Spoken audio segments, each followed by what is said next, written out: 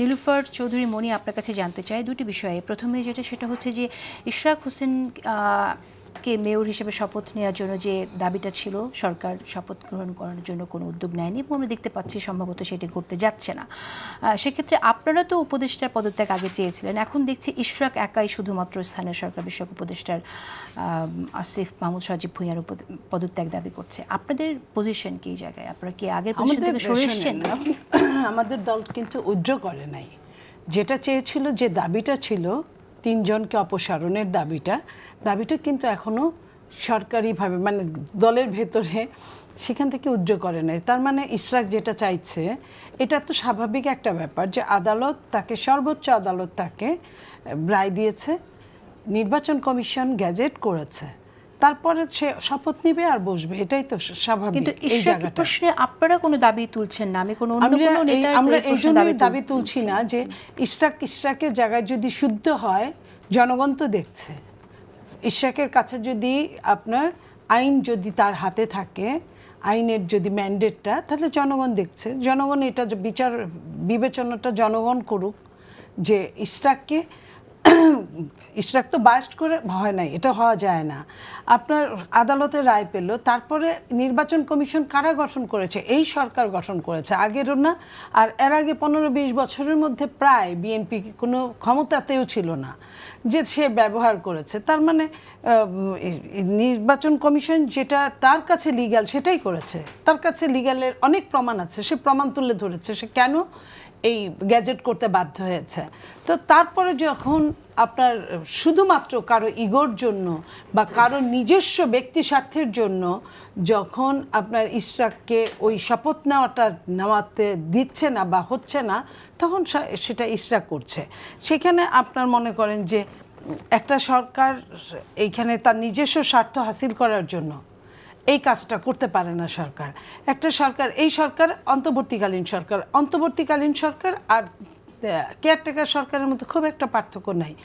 Caretaker সরকার 3 মাসে যদি সুষ্ঠুভাবে নির্বাচন করতে পারে এবং নির্বাচন করাকালীন অবস্থায় অন্যান্য কাজগুলোও করতে পারে, রাষ্ট্রের করে, এবং ট্রান্সফার থেকে শুরু করে সব ডিসিদেরকে ট্রান্সফার করে, এসপিদেরকে ট্রান্সফার করে, অনেক কাজ করতে পারে, তাহলে 3 বার এই সরকার নির্বাচন দিতে পারত 10 মাসে।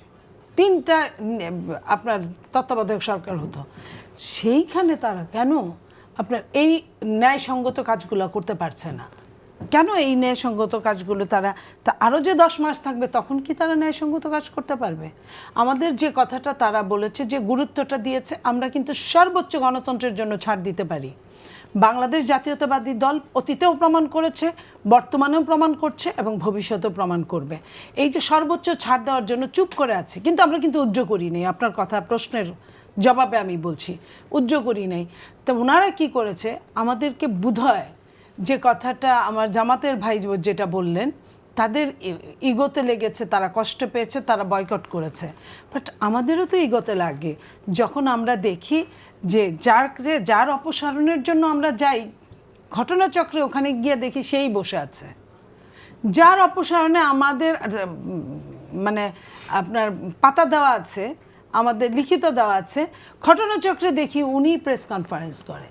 যৌথ বিবৃতিতে ওনাদের এত কষ্ট লাগতে পারে, তো সরকার তো কাউকেই খুশি রাখে নাই, কাউকেই সুখে রাখে নাই। তো যার দেওয়ার কথা না বিবৃতি, উনি বিবৃতি দেন, আর যার দেওয়ার কথা বিবৃতি, উনি পাশে বসে বসে ঝিমান। আচ্ছা, ধন্যবাদ আপনাকে। আমি ইশরাক প্রশ্নে ডক্টর রেজাউল করিম আপনার কাছ থেকে একটু জানতে চাই, আপনি কিভাবে দেখছেন সরকার যে শপথ ভঙ্গ করছে, এটা আসলে উচ্চ আদালতের একটা রায় আছে, তারপরও তাকে শপথ পড়ানো হচ্ছে না, এখানে আপনার মতামত জানতে চাই। আমরা সবসময় মনে করি যে প্রত্যেকের এবারের যে জুলাই যে বিপ্লবটা হয়ে গেল, এটার মূল স্লোগানটা ছিল উই ওয়ান্ট জাস্টিস, বৈষম্য থাকবে না, প্রত্যেকে ন্যায় বিচার পাবে। সেই জায়গা থেকে আমি মনে করি যদি ইশরাক ভাইয়ের এখানে তার অধিকার থাকে, তাহলে অবশ্যই তাকে শপথ দেওয়া উচিত। কিন্তু সরকারের পক্ষ থেকে আমরা পত্রপত্রিকায় যেটা শুনেছি, আমি ইশরাক ভাই যখন তার ঘোষণা আসছে, তখন আমি তাকে কনগ্রেচুলেট করেছি, আমি তাকে ফোন দিয়েছি। সরকারের পক্ষ থেকে যেটা বলা হচ্ছে সেটি হচ্ছে যে তার যে টাইমের মধ্যে শপথটা হওয়ার কথা, সে টাইমটা পাস হয়ে গেছে। সুতরাং সেটা তো আপনার রায় কোর্ট দেখবে। হ্যাঁ, সেটা যদি হয়ে থাকে, তাহলে সেটা গভর্নমেন্ট উইল ডিসাইড। এই ব্যাপারে আমার বক্তব্য শুধু আমি এতটুকুই বলবো যে আমাদের বৈষম্যহীন বাংলাদেশের জন্য যে লড়াইটা আমরা করেছি সেখানে কেউই বৈষম্যের শিকার না হোক কোনোভাবেই, এবং কোনো একটা পার্ট কোনো কিছুকে না করুক, অথবা প্রত্যেকেই তার অধিকারের জায়গা বুঝে পাক, সেটাই আমরা মনে করি। সেক্ষেত্রে দল হিসেবে আপনাদেরও তো কর্তব্য আছে সরকারকে চাপে রাখার, আপনারা সেটা রাখছেন না কেন? যে জায়গাটায় আপনাদের স্বার্থ আছে শুধু সেই জায়গাটাই চাপে রাখবেন, অন্য সময় চুপচাপ না, থাকবেন, এটা কেমন কথা? আমাদের গভর্নমেন্টের ব্যাপারে আমাদের যে বক্তব্য আমরা সেটাই এখনই তো দিলাম। আমরা না, কিন্তু আজকে স্পষ্ট গেলামই নাই। স্পষ্ট কোনো কিছু আমি এখান থেকে পেলাম না যে আপনি আমি এখন যা বলতেছি খুবই স্পষ্টভাবে বলতেছি এবং গোটা জাতি শুনতে পাবে। সাইদ আব্দুল্লাহ, আপনার মন্তব্য শুনতে চাই। দীর্ঘদিন হলো আমরা এটা নিয়ে কথা বলছি, অনেকবার হয়ে গেছে। এর আগেও এই প্রোগ্রামে আপনার মনে আছে যে আমরা এই বিষয় নিয়ে কথা বলেছিলাম, কিন্তু এখনো পর্যন্ত কোনো আসলে উদ্যোগ দেখিনি সরকারের পক্ষ থেকে, এবং আশাও করছি এরকম কিছু হবে। মানে এই ব্যাপারটা দিন দিন যত যাচ্ছে, আমি আগে আপনাদের এই প্রোগ্রামে বলে গিয়েছিলাম এটা একটা ইগোর প্রবলেম হয়ে গিয়েছিল। কারণ যে মুহূর্তে রায়টা হয়েছিল আমার সুস্পষ্টভাবে মনে আছে মার্চ মাসের লাস্টের দিকে, ওই টাইমের পর থেকে এই মেয়াদকালের বেশ কিছু অবশিষ্ট দিন ছিল।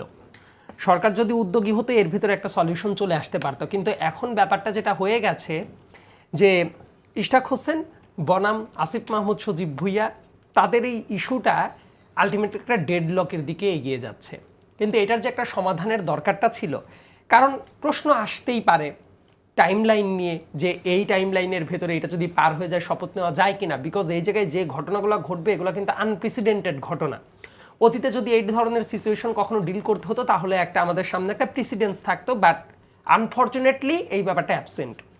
2 নম্বর ব্যাপার যেটা, এই কাজটা যে মুহূর্তে ঘটছে আমাদের কয়েকটা ব্যাপার মাথায় রাখাটা জরুরি, যে কখনো বা কখনো এই প্রশ্ন কি চলে আসতে পারে কিনা উচ্চ আদালতের রায় যেটা হয়ে যাওয়ার পরবর্তীতে সরকার যদি ওইটা অবে না করে তাহলে এইটার বিপরীতে অ্যাকশনটা কি হতে পারে, এটা কিন্তু এখন পর্যন্ত বোঝা যাচ্ছে না।